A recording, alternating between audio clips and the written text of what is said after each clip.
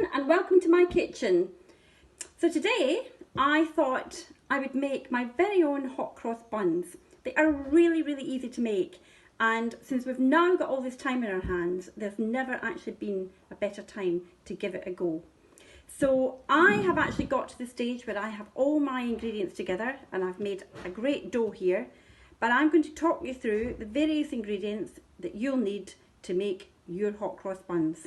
And why not have a family bake-off? You could have somebody at one end of the table and somebody at the other, or set up in different work surfaces, and then you can compare taste at the end. So you will need some strong white bread flour, just as you would use for making normal bread. And I know there's a shortage of flour, but I know a lot of people have also managed to get bread flour. So 450 grams of white bread flour into your baking basin.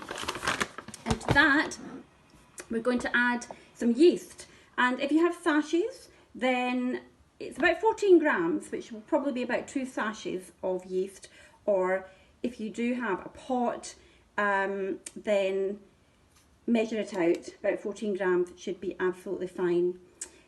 To that we're also going to add some caster sugar.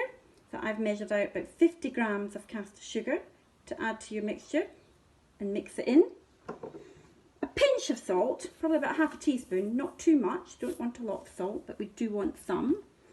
And to give it a zingy, zesty flavour, if you have a lemon, then the zest of one lemon is what you want to add. If you don't have a lemon, it doesn't matter. Please don't worry about it, but it does give it a nice, zesty, zingy taste.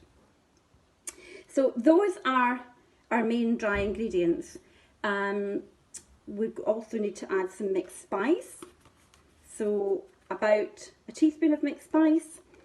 And to that add some dried fruit. Now what I've added is some raisins that I found in my cupboard that I've got leftovers from Christmas when I was baking, but you can add any dried fruit, so it doesn't matter what you've got. Just measure out about 125 grams. Glassy cherries, anything that you have there, a great way of using up lots of little bits and pieces that you might have left.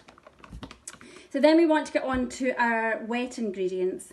So we want 50 grams of butter, and ideally you want to melt that. So either pop it on the window ledge to melt, or somewhere warm, or if you have a microwave you could melt it in the microwave.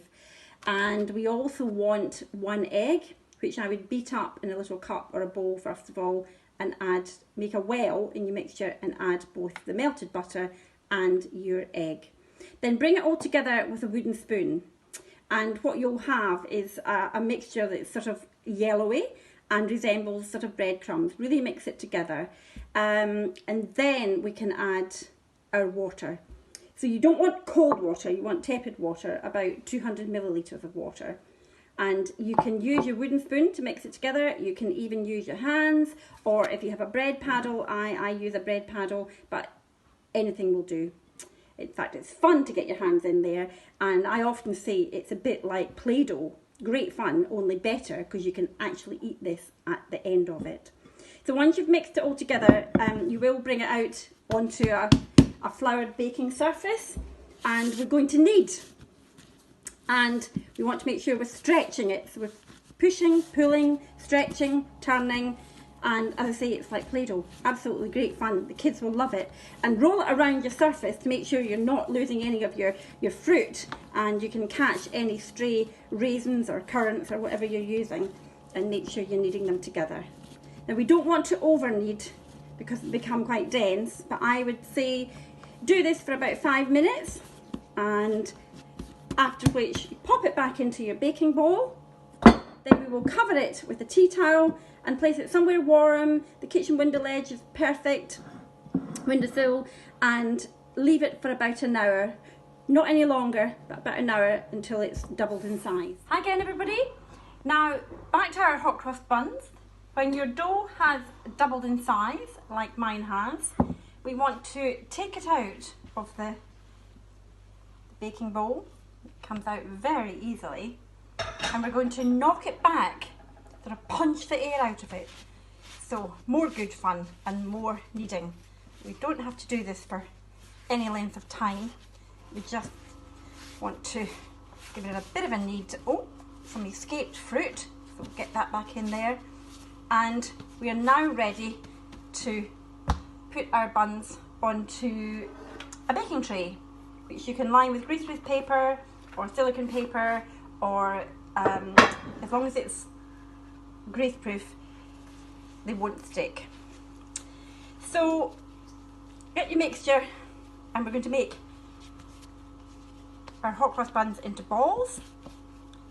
And they don't need to be perfect by any stretch, because the important part is the taste, much more so than the look. So you can make as many balls as you can get out your mixture and place them onto your tray.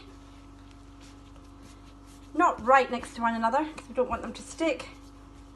And keep doing that until you fill the tray. And they then want to have a second rise. So once I've filled that tray, we're going to pop it back in the side for another 15 minutes, covered with a tea towel again, after which they'll be ready to put our crosses on and pop in the oven. Now while your hot cross buns are rising, you can make your paste that you will put on the top for the crosses. So we will need some flour, about 3 tablespoons, level tablespoons of flour, and to that you're going to add some milk. I would say about 2 tablespoons of milk to your 3 tablespoons of flour, but you can judge it, because you just need to use the back of your spoon to mix it all together, and you are aiming for a paste that you're going to use to decorate the top, make those lovely crosses. A little bit more milk in mine, and so you don't want it to be too runny.